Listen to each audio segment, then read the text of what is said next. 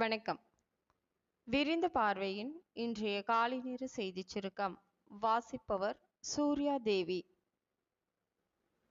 தமிழ்நாட்டின் அத்தனை உரிமைகளையும் பாஜக அரசு பிடுங்கிய போது ஒரு நாளும் உண்ணாவிரதம் இருந்திடாத எடப்பாடி பழனிசாமி இன்றைக்கு கபட நாடகம் போடுகிறார் என கருணாஸ் கடுமையாக அட்டாக் செய்துள்ளார்.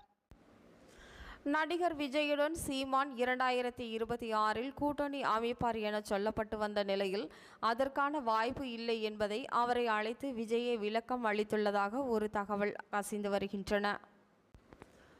பாஜக ஆட்சி மத்தியில் மீண்டும் அமைந்துள்ள நிலையில் ஆளுநர் பதவிகளை பிடிக்க பாஜக பிரமுகர்கள் பலரும் போட்டி போடுகின்றனர். இந்த போட்டியில் சரத்குமாரும் இடம்பெற்றிருப்பதை தான் யாருமே எதிர்பார்க்கவில்லை. ஒரு நடிகராய் வாழ்க்கையை ஆரம்பித்து அரசியலையும் ஒரு கை பார்த்தவர்தான் எம்ஜிஆர்.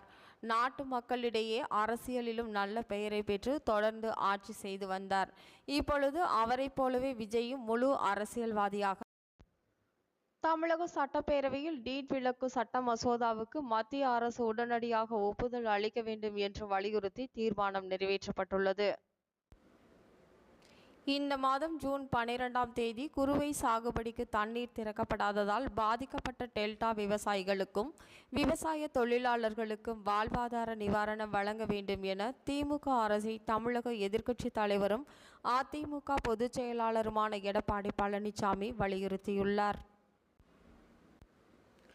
செங்கல்பட்டு அருகே காவலரை தாக்கிவிட்டு தப்பி செல்ல முயன்ற பிரபல ரவுடியும் பாஜக பிரமுகருமான சீர்காழி சத்யா மீது போலீசார் துப்பாக்கிச் சூடு நடத்தி அவரையும் அவரது கூட்டாளிகளையும் கைது செய்துள்ள சம்பவம் பரபரப்பை ஏற்படுத்தியுள்ளது.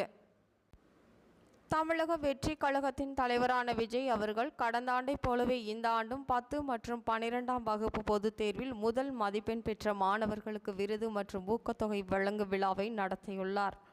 இத்துடன் இன்றைய செய்தி